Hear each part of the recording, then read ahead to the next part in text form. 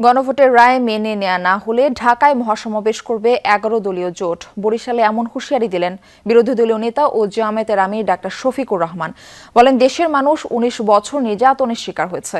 এনসিপির আহ্বায়ক নাহিদ ইসলামের অভিযোগ, প্রধানমন্ত্রীর মুখে মধু আর অন্তরে ছলনা। বলেন, এখনো হরতাল দেয়া না হলেও এমন কর্মসূচির প্রস্তুতি রয়েছে বলেও হুঁশিয়ারি দেন তিনি।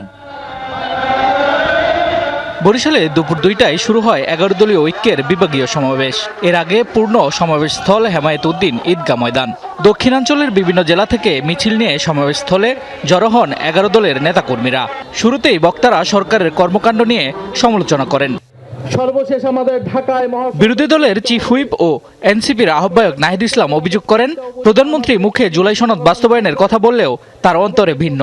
সরকার যদি গণভোটের রায়ের আলোকে জুলাই সনদ বাস্তবায়ন না করে, তাহলে গণ আন্দোলন এবং গণ অভ্যুত্থান পর্যন্ত যেতে আমরা বাধ্য হব।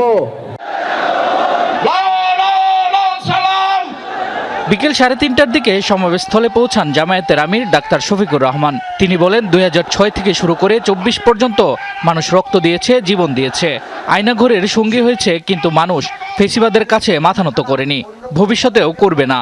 মানুষ ফেসিবাদের কাছে মাথা নত করে নাই। সেই ফেসিবাদকে বাংলাদেশ থেকে তুড়ি মেরে তাড়িয়ে দিয়েছে। আপনারা হাজার চেষ্টা করলে ওই ফেসিবাদী আওয়ামী লীগ হতে পারবেন না। আপনারা দামি ফেসিবাদ হতে পারবেন। আসল ফেসিবাদকে এই জনগণ পাত্তা দেয় নাই, দামি ফেসিবাদ আবার কিসের? ১১ দলের সিলেট বিভাগীয় সমাবেশের আগে গণভোটের রায় বাস্তবায়ন না হলে রাজধানী ঢাকায় মহাসমাবেশের ডাক দেওয়ার হুঁশিয়ারিও দেন জামায়াতের আমির। সাবধান, ঢোকার পথে পা বাড়াবেন না। আমাদের সাফ কথা, যে গণভোটে জনগণ ৭০ রায় দিয়েছে, সেই একই দিনের ভোটে আপনারা সরকার বলে এখন দাবি করছেন। ওই গণভোট না থাকলে এই সরকারও মানা হবে না। বক্তারা দক্ষিণাঞ্চলের ভাঙা থেকে কুয়াকাটা পর্যন্ত ৬ লেন সড়ক, রেল লাইন, ভোলা বরিশাল সেতুর দাবি জানান।